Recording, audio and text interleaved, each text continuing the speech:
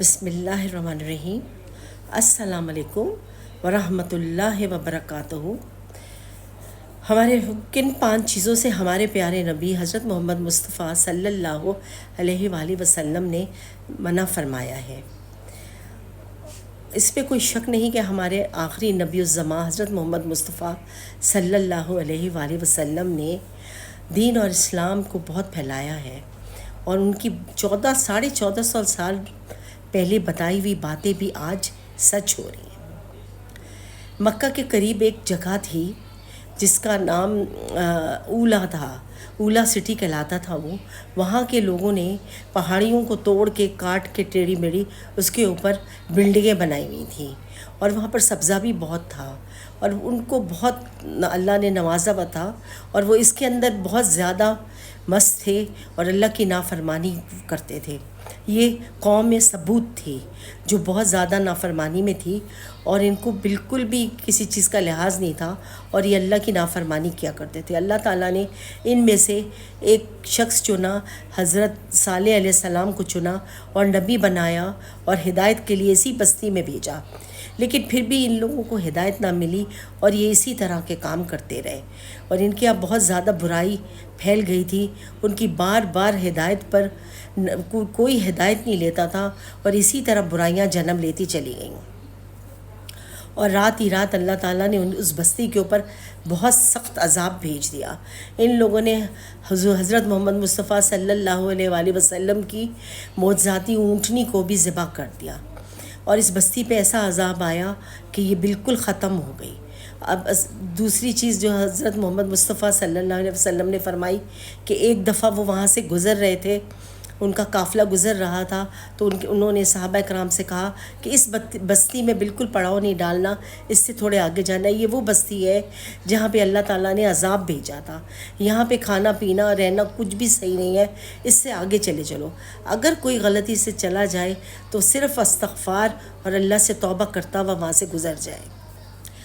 دوسری چیز جو ہمارے پیارے نبی صلی اللہ علیہ وآلہ وسلم نے فرمائی وہ تھا یہ جو وبا پھیلی ہوئی ہوتی ہے۔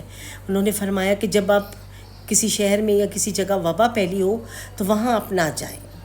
اگر آپ کے شہر میں وبا پھیل گئی ہے تو آپ یہاں سے بھی کہیں نہ جائیں، اپنی ہی جگہ پر رہیں۔ وبا ایک دوسرے کو پکڑ لیتی ہے، اور اس میں بہت سارے لوگ مر جاتے ہیں، تو لہٰذا وبا والی جگہ، وبا جب ہو تو اپنی ہی جگہ پہ رہنا ہمیں۔ اس میں بہت مشہور صحابی تھے، ان کا بھی انتقال ہو گیا اس وبا میں۔ تیسری چیز جو آپ صلی اللہ علیہ وسلم نے فرمائی وہ حمام ہے۔ حمام میں انہوں نے جانے سے منع فرمایا ہے۔ مردوں کو فرمایا کہ اپنی بیویوں کو حمام میں نہیں بھیجیں۔ پہلے زمانے میں الگ الگ حمام ہوتے تھے، عورتیں اس میں نہاتی تھیں الگ، مرد الگ نہاتے تھے، لیکن پھر بھی پیارے نبی صلی اللہ علیہ وآلہ وسلم نے فرمایا مردوں کو کہ وہ وہاں پر تہمت پہن کے جایا کرے باتھ روم میں۔ اب آج کل کا زمانہ بدل گیا ہے، یہ 1450 سال پہلے کی بات ہے کہ اس طرح کے حمام ہوتے تھے۔ اب تو آپ دیکھیں کہ باتھ روم گھروں میں ہوتے ہیں، بلکہ کمروں میں ہی بنا دیے گئے ہیں، اب تو الگ الگ سب کے ہوتے۔ پہلے یہ ہوتا تھا حمام اس طرح بنے ہوئے ہوتے تھے، اس کو بہتر کہا گیا ہے کہ اپنے گھر کے ہی آپ باتھ روم میں جائیں۔ چوتھی چیز جو انہوں نے فرمائی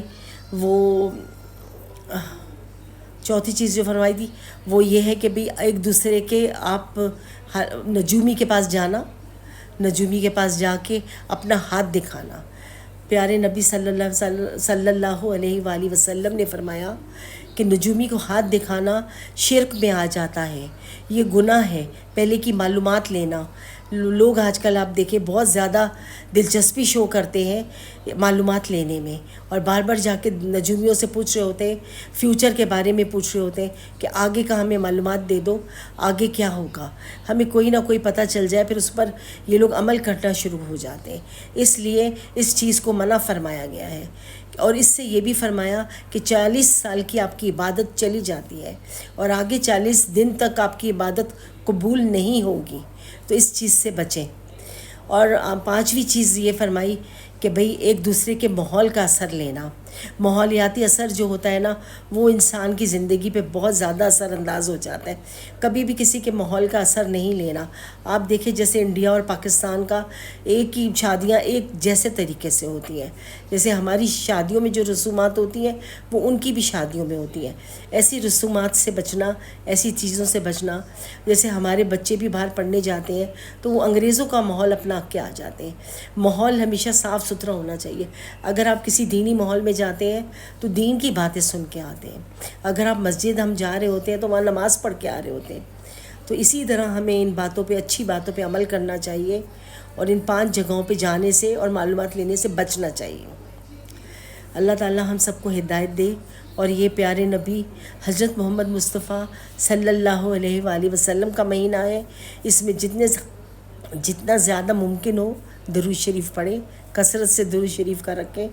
اللہم صلی علی محمد وعلی آل محمد کما صلیت علی ابراہیم وعلی آل ابراہیم انک حمید مجید.